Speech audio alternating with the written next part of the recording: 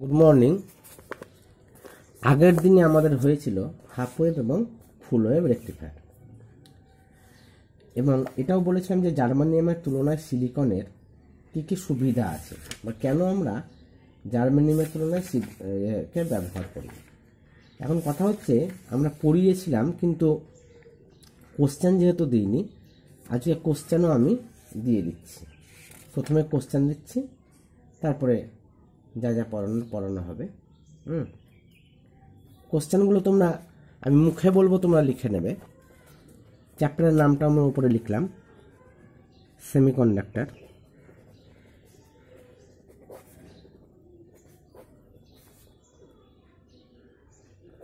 And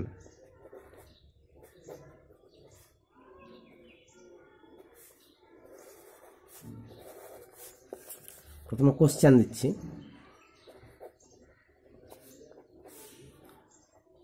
এক নম্বর question, অর্ধ পরিবাহী কাকে বলে?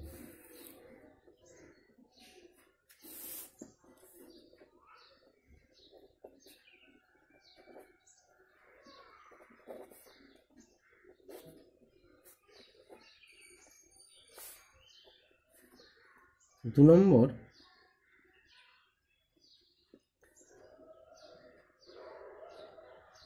একটি অর্ধ পরিবাহী ও একটি পরিবাহী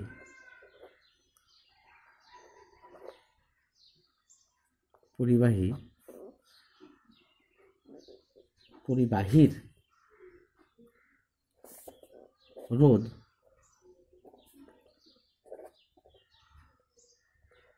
উষ্ণতার সঙ্গে কিভাবে ভ্যারি করে, ভ্যারির বাংলা কি লিখব, কিভাবে পরিবর্তিত হয়।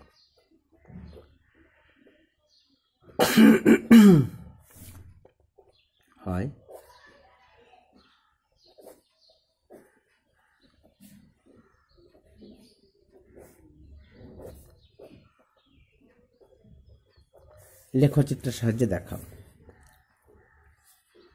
3 নম্বর, শক্তিপটি মানে এনার্জি ব্যান্ড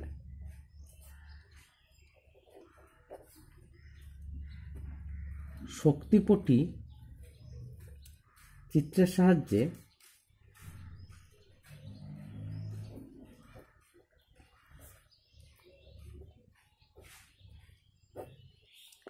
একটি ধাতুর সঙ্গে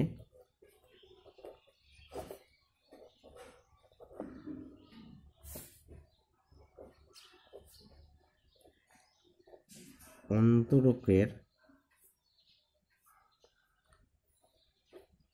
পার্থক্য করো। 4 নম্বর,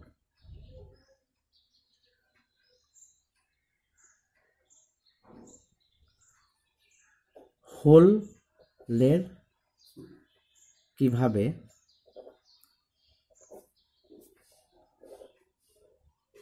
উৎপত্তি হয়।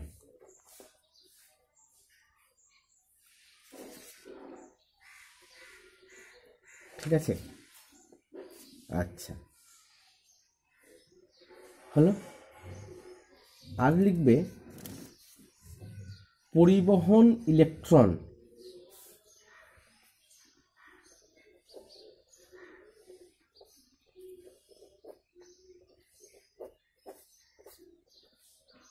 বলতে কি বোঝো। হলো।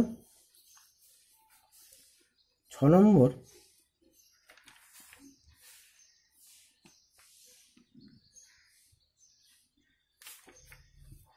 পরিবহন ইলেকট্রন বলতে কি বোঝো হয়ে গেল।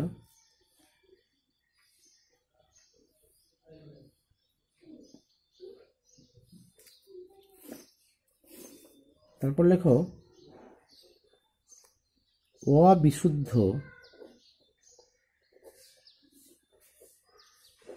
অর্ধ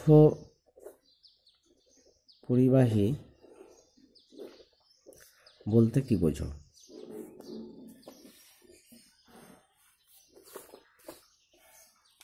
হয়েছে? তারপরে যেটা লিখবে যে অর্ধপরিবাহী ডোপিং বলতে কি বোঝো?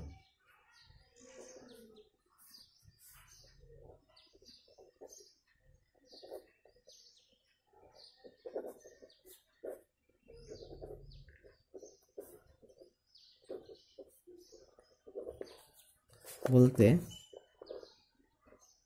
কি বোঝো? 1 নম্বর ডোপিং এবং ডোপ্যান্ট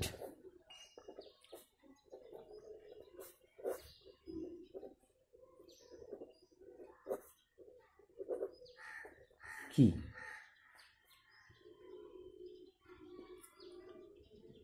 হয়েছে? তারপরে পি টাইপ এবং এন টাইপ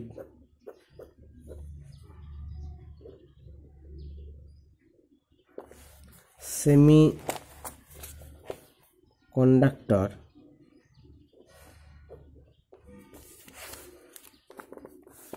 বলতে কি বোঝায়?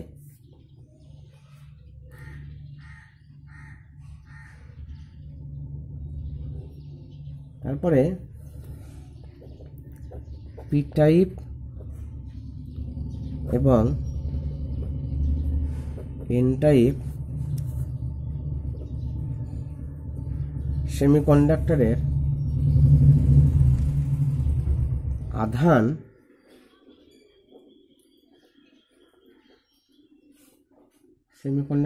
আধান বাহকের প্রকৃতি কি?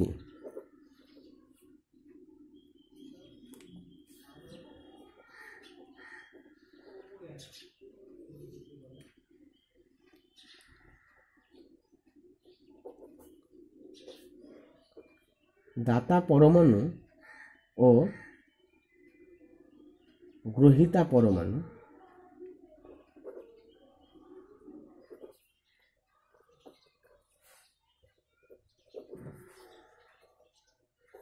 বলতে কি বোঝো?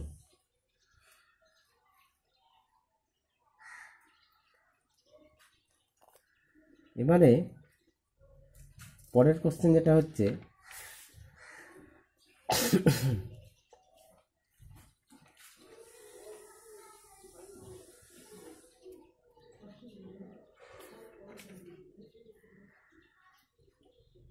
মোবিলিটি, ইলেকট্রন ও হোলের সচলতা। সচলতা মানে মোবিলিটি। ইলেকট্রন ও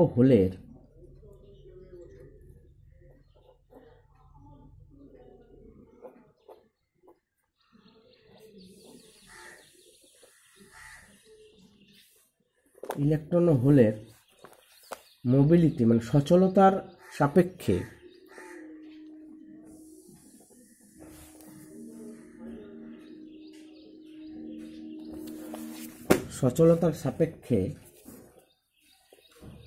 কোনো অর্ধপরিবাহী দেখা যাচ্ছে তো, হ্যাঁ, কোনো অর্ধপরিবাহী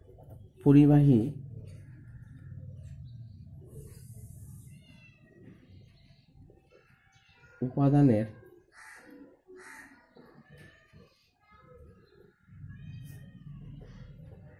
তড়িৎ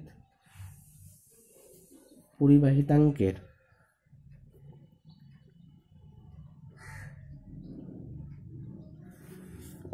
রাশিমালাটি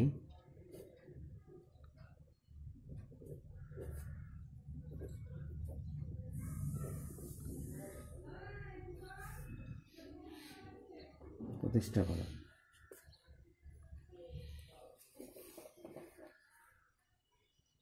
আচ্ছা, এরপরে যে কোশ্চেন, জাস্ট এ মিনিট, জল খেয়ে নিই।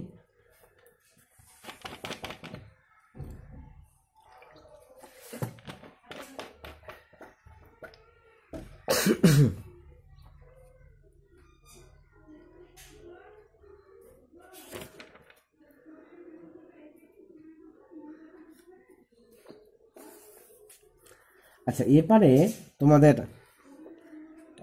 এরপরে যে কোশ্চেনগুলো 12খানা দিলাম, এরপরে দেখো, এরপরে যে কোশ্চেনগুলো আমি বলে দিচ্ছি, পেজ নাম্বার 929-এর লেখার দরকার নেই, হ্যাঁ, সেগুলো করলেই হবে।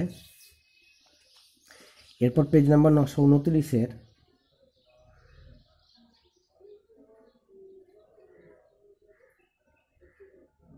সবগুলোই করবে, বাদ দিয়ে কি দরকার, সিলেবাস কমিয়ে দিয়েছে 1 to 17। তাহলে 12খানা, আমার দেওয়া 12খানা, বইয়ের 17খানা, মোট হচ্ছে 29খানা এইচডাব্লিউ হোমওয়ার্ক। ঠিক আছে, এই হোমওয়ার্কগুলো তোমাদের করতে হবে। ঠিক আছে, আচ্ছা,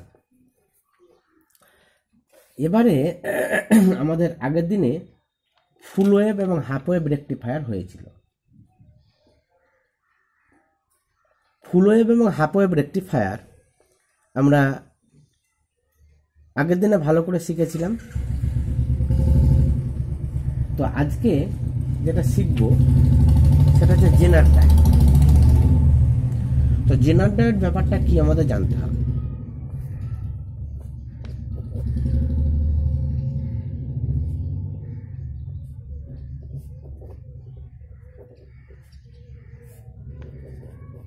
জেনার ডায়োড, ঠিক আছে, তো এই যে জেনার ডায়োডের যে ব্যাপারটা, তাহলে আমরা দেখেছি একটা সাধারণ অর্ধপরিবাহী ডায়োডকে বিপরীত বায়াসে রাখলে সংখ্যালঘু যে বাহক অর্থাৎ তাপীয় ইলেকট্রন এবং হোলের প্রবাহের দরুন এদের মধ্যে খুব অল্প পরিমাণে সম্পৃক্ত বিপরীত প্রবাহ চলতে থাকে। বিপরীত প্রবাহ কেন কি, উল্টো দিকে প্রবাহ চলতে থাকে, তাই এটাকে বিপরীত প্রবাহ বলছে। এই প্রবাহ কিসের প্রভাবে চলে, বিপরীত ভোল্টেজের ফলে। আমি একবার ছবি এঁকে দেখাই।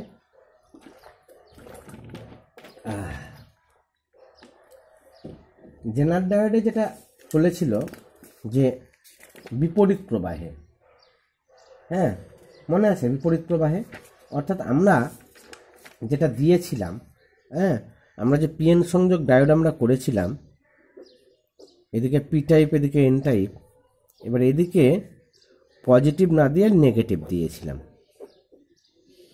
এটা চাবি, ঠিক আছে। তাহলে এই যে বিপরীত প্রবাহ, তার মানে কি পজিটিভের দিকে নেগেটিভ দিচ্ছি, এটা হচ্ছে বিপরীত, মানে বিপরীত বায়াস আমি দিচ্ছি। তা এই বিপরীত বায়াস দিলে কি হচ্ছে, বিপরীত বায়াস চটি পড়নি, এই বিপরীত বায়াস দিলে কি হচ্ছে, মানে বিপরীত ভোল্টেজ দিলে কি হচ্ছে, উল্টো দিকে যে তড়িৎ পরিবহন হচ্ছে সেটা আমরা আগের দিনে লক্ষ্য করেছিলাম। কিন্তু দেখা যাচ্ছে যে তাপীয় ইলেকট্রন এবং হোলের প্রবাহের দরুন খুব অল্প মানের একটা সম্পৃক্ত বিপরীত, এটা খুব অল্প মানের, কিন্তু এই প্রবাহ প্রযুক্ত বিপরীত প্রবাহ ভোল্টেজের উপর আদৌ নির্ভরশীল না, একটা নির্দিষ্ট মানে চলে। কারণ কি, আমরা আগের দিনে যে চিত্রটা দেখেছিলাম, আগের দিনের যে লেখচিত্রটা দেখেছিলাম, এইভাবে এদিক বরাবর প্রবাহ, এদিক বরাবর ফরওয়ার্ড বায়াস, এদিক বরাবর রিভার্স বায়াস। তাহলে দেখা যাচ্ছে যে এই যে এই প্রবাহটা ভোল্টেজ, এটা তো নেগেটিভ দিকে বাড়ানো, এটা এক্স, এটা এক্স ড্যাশ, এইদিকে ভোল্টেজ বাড়া মানে নেগেটিভ দিকে বাড়ানো, কিন্তু যে তড়িৎ প্রবাহ দেখা এই মানটা ফিক্স থাকছে, তাই দেখা গেছিল। কিন্তু এই বিপরীত বায়াসের ভোল্টেজ একটা নির্দিষ্ট মানের চেয়ে যখন বেশি, এই ভোল্টেজ বাড়াতে বাড়াতে যখন একটা নির্দিষ্ট মানের চেয়ে বেশি হবে, আমি ছবিটা আরো ভালো করে আঁকি। এই বিপরীত প্রবাহ ধরো আমি কি করেছিলাম আগের দিনে তোমরা এতদূর পর্যন্ত দেখেছো। এবার কি দেখো, এদিক বরাবর কারেন্ট, এদিক বরাবর ফরওয়ার্ড বায়াস, এদিক বরাবর রিভার্স বায়াস। তো দেখা যাচ্ছে যে এদিকে নেগেটিভে ভোল্টেজ বাড়ছে, মানে যে নেগেটিভে ভোল্টেজ বাড়ছে, বাড়তে বাড়তে বাড়তে বাড়তে একটা নির্দিষ্ট মানে যখন পৌঁছবে, তাহলে দেখো ভোল্টেজ বাড়ছে অথচ কারেন্ট কিছু বাড়ছে না, এটা কারেন্ট, বুঝতে পারছো, কারেন্টটা কিন্তু ফিক্স আছে। তাহলে এই বাড়তে বাড়তে বাড়তে একটা সময় দেখা যাচ্ছে যে এর কারেন্টটা পট করে বেড়ে যাচ্ছে, একটা সময় কারেন্টটা পট করে বেড়ে যাচ্ছে। একটা সময় কারেন্টটা পট করে বেড়েছে। চটি কেন পড়োনি? চটি পড়ে এসো, দাদু যেটা কিনে দিয়েছে। তাহলে কি হয়েছে, যে বিপরীত প্রবাহ হঠাৎ একটা নির্দিষ্ট দ্রুত বেড়ে গেল, এই ঘটনাটাকে বলা হয় ব্রেকডাউন। এই যে ঘটনাটাকে কি বলা হয়? ব্রেকডাউন বলা হয়। ওখানে ঠান্ডা বেটা,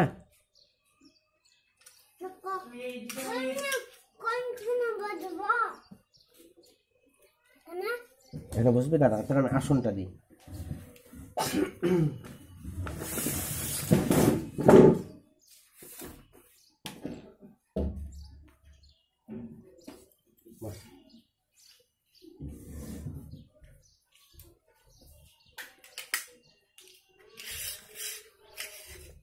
এটা লাগিয়ে দিলাম, হাওয়া আসছে যে, একটু থাক। তাহলে দেখো এখানে আমরা যেটা বলবো এইটাকে বলবো আমরা ব্রেকডাউন। এর ফলে ডায়োডের ব্যয়িত ক্ষমতা অর্থাৎ তাপ উৎপাদনের হার দ্রুত বেড়ে যায় এবং ডায়োডটি ক্ষতিগ্রস্ত হওয়ার সম্ভাবনা থাকে। তাহলে এই যে জেনার ডায়োডের ব্যাপারটা, তাহলে এই যে বিশেষভাবে প্রস্তুত কিছু অর্ধপরিবাহী ডায়োডের সহনশীলতা এমনভাবে বাড়ানো থাকে যাতে বিপরীত বায়াসে উচ্চ বিপরীত প্রবাহের ফলে ডায়োডটি ক্ষতিগ্রস্ত। এটা কি, হঠাৎ করে কারেন্ট বেড়ে গেল, ডায়োডটি ক্ষতিগ্রস্ত হয়ে যাবে, মানে ডায়োডটি পুড়ে যাবে এক কথায়। কিন্তু পুড়ে যাতে না যায় তার জন্য বিশেষভাবে প্রস্তুত একটা ডায়োড করা হয়। তাহলে জেনার ডায়োডের কাজ তোমরা বুঝে গেলে। তাহলে এই ধরনের ডায়োডকে বলা হয় জেনার ডায়োড। কি বলা হয়? জেনার ডায়োড, যেটা আমি আগেই বলেছি। এবার এই যে জেনার ডায়োডের ব্যাখ্যাটা আমি পুরোটাই করলাম। তো তোমাদের জেনার ডায়োডের ক্রিয়ার ব্যাখ্যা বইয়েও আবার লেখাও আছে, সেটাও তোমরা দেখবে। আর এই যে এই ক্যারেক্টারিস্টিক কার্ভ, এটা আগে বলেছিলাম PN junction diode characteristic curve. আর এইখানে যে ক্যারেক্টারিস্টিক কার্ভ কিসের? জেনার ডায়োডের, এটাও পরীক্ষায় আসে। দেখো যে ভোল্টেজের জন্য এই যে এই ভোল্টেজ, যে ভোল্টেজের জন্য ম্যাক্সিমাম কারেন্ট পাওয়া যাচ্ছে, ম্যাক্সিমাম কারেন্ট মানে বুঝতে পারছো এদিক বরাবর, এই যে এটাই ম্যাক্সিমাম কারেন্ট আইম্যাক্স। যে ভোল্টেজের জন্য পাওয়া যাচ্ছে এটাকে বলা হয় জেনার ভোল্টেজ, ভিজেড, জেনার ভোল্টেজ বলা হয়। এবার এই জেনার ডায়োডের রেটিংটা আমরা পড়ব, ঠিক আছে?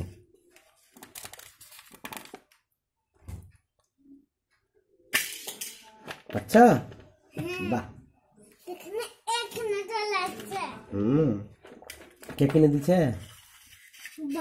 দাদু। বাবাই এনেছে, দাদুই কিনে দিয়েছে। তাহলে এবারে আচ্ছা কথা বলো না, আমি পড়াচ্ছি। তাহলে এখানে দেখো, এবার আমরা যেটা পড়াবো জেনার ডায়োডের rating of a zener diode. তাহলে জেনার ডায়োড কি বা কাকে বলে জানলাম, এটা জানলাম, এগুলোই পরীক্ষায় আসে। এবারে আমরা যেটা বলবো সেটা হচ্ছে রেটিং, ঠিক আছে? Rating of a zener diode.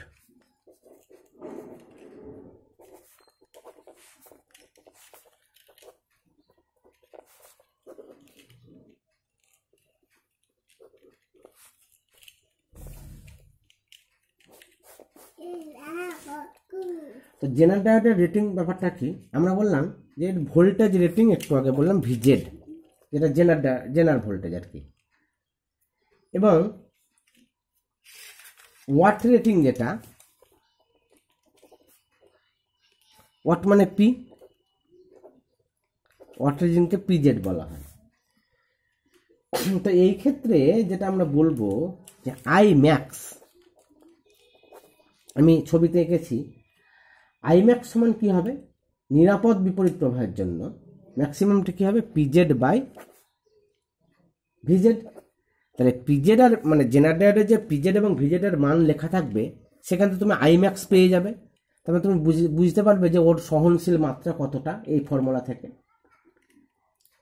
যেমন ধরো একটা জেনারেটরের গায়ে লেখা আছে 4.7 ভোল্ট 1 ওয়াট। তাহলে এর যে ম্যাক্সিমাম প্রবাহ আইম্যাক্সটা কত হবে, 1 ওয়াট বাই 4.7।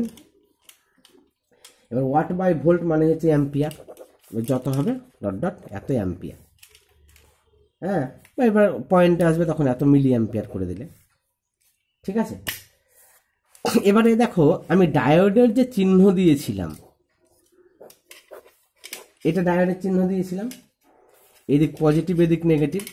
এবার জেনার ডায়োডের যে চিহ্ন দেবো মানে সার্কিট সিম্বল দেবো,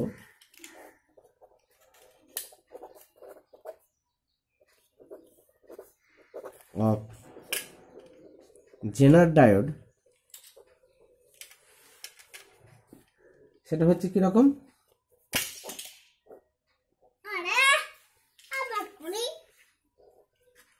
এরকম। এটা জেনার ডায়োডের চিহ্ন, বুঝতে পারছো, এটা পজিটিভ এটা নেগেটিভ, এটা পি টাইপ এটা এন টাইপ হলো। আচ্ছা, এবারে দেখো জেনার ডায়োডের বিভিন্ন ধরনের বর্তনী আছে, সে বর্তনীগুলো আমাদের জানতে হবে বা করতে হবে। হ্যাঁ, তো এই ক্ষেত্রে যেটা দরকার আমাদের, হ্যাঁ, এখন তো এলইডি ডায়োড হয়েছে তোমরা জানো। এলইডি বলতে লাইট এমিটিং ডায়োড, এলইডি তোমরা জানো। তো জাস্ট এ মিনিট,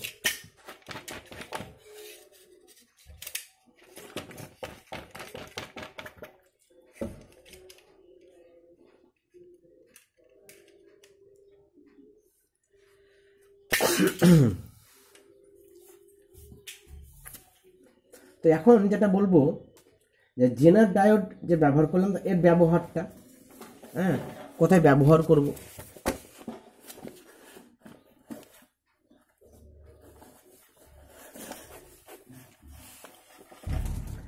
তো জেনার ডায়োডের ব্যবহারটা কিরকম দেখো, যে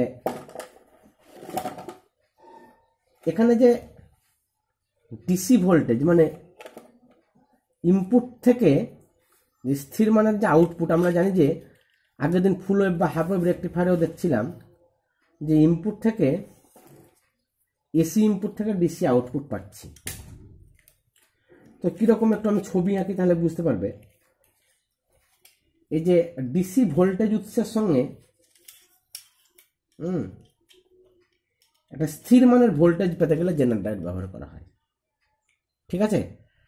মানে অস্থির মান থেকে একটা স্থির মান পেতেই জেনার ডায়োড ব্যবহার করা হয়। এবার দেখো এর ব্যবহার এবং চিত্র, তোমরা চিত্রটা আমি আঁকছি, তোমরা দেখো। জেনার ডায়োড আগের যেমন আমি এঁকেছিলাম এরকম, আগে আমাদের যেটা হাফ ওয়েভ বা ফুল ওয়েভ রেকটিফায়ার এসি থেকে ডিসি করছিলাম, এই ক্ষেত্রে যেটা হবে, এই ক্ষেত্রে হচ্ছে অস্থির ইনপুট ভোল্টেজ থেকে স্থির আউটপুট ভোল্টেজ। মানে কীরকম আমি দেখাই ছবিটা, তাহলে তোমাদের ক্লিয়ার হবে।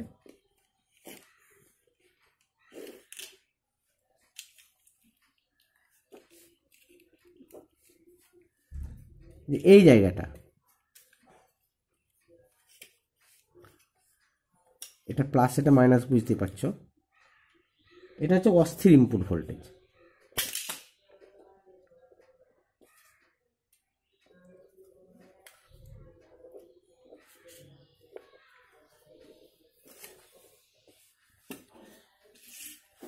এখানে একটা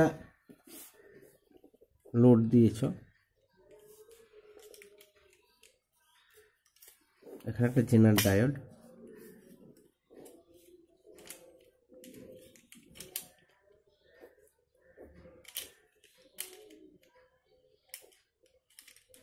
জেনারেটরের চিত্র এরকম।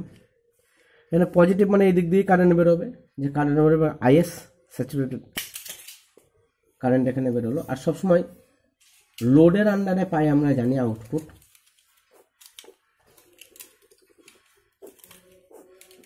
এখানে একটা রোধ, পরিবর্তনশীল রোধ, আর এখানে হচ্ছে এটা নিচে চালাতে হয়, ভেঙে যাবে এরকম করে, উপরে তুললে। ও তাই নাকি? ও তাহলে যে এটা হচ্ছে স্থির মানের আউটপুট ভোল্টেজ।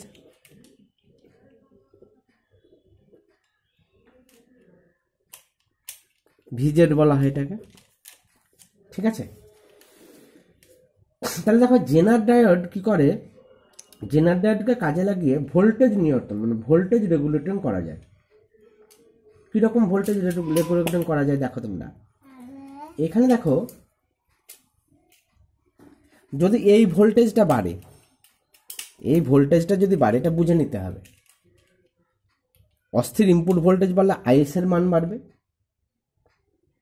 আইএস এর মান বাড়লে এই যে আরএস রোধটি তুমি দিয়েছো, এই রোধটির বিভব প্রভেদ বৃদ্ধি পেলে জেনার ডায়োডের প্রান্তীয় বিভব প্রভেদের কোনো পরিবর্তন হবে না।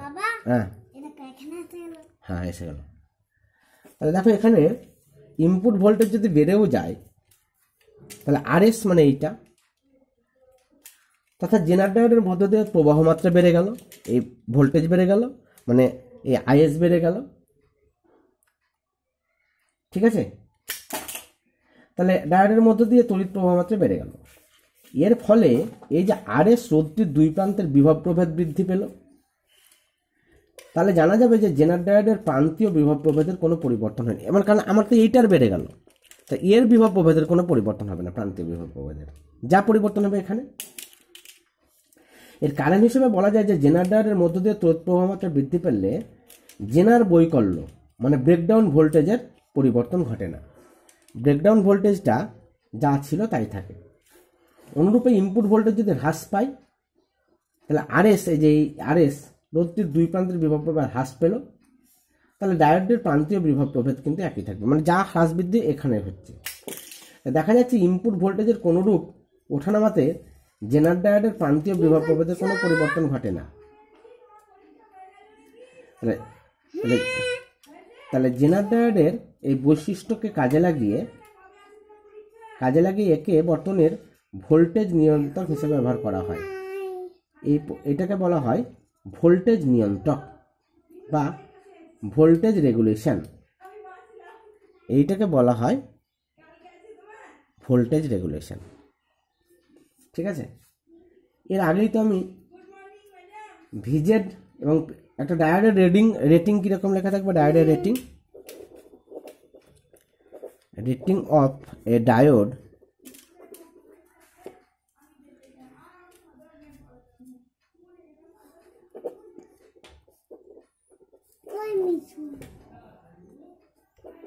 এখান থেকে আইএমএক্স এর ভ্যালু বার করা যায়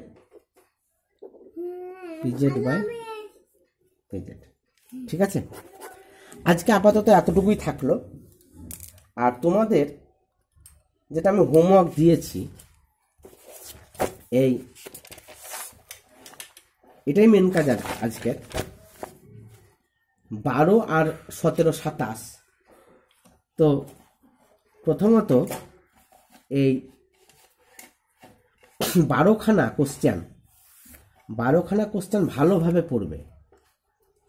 হ্যাঁ, ভালোভাবে পড়বে 12খানা কোশ্চেন।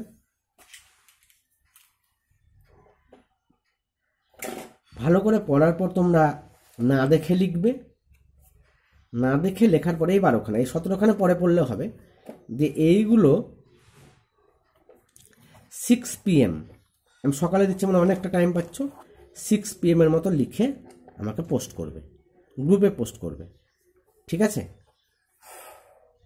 তো 6 PM এর মধ্যে লিখে গ্রুপে পোস্ট করো। আর এই যে কোশ্চেন 12খানা দিলাম, এটা করতে তো কারো অসুবিধাও থাকতে পারে, তো অনেকের হয়তো 7:30 থেকে পড়া থাকে বা কিছু। ওই জন্য আমি যেটা বললাম যে 6 PM-এ সবার একবার উপস্থিত হয়ে যাও, বেশিক্ষণের জন্য নয়। এই 12খানা কোশ্চেন করবে, কে কী করেছো আমি একটু জিজ্ঞাসাবাদ করব, তার জন্য 6 PM-এ উপস্থিত হতে বলছি। এবার আশা করি তোমাদের পড়া ওই 7টার দিকে থাকে। হ্যাঁ, তো যাদের পড়া থাকবে না তারা উপস্থিত হও 6 PM-এ, আর যাদের পড়া থাকবে তারা এই 12খানা কোশ্চেন তার আগেই আমাকে পোস্ট করে দাও। ঠিক আছে? ওকে, থ্যাংক ইউ।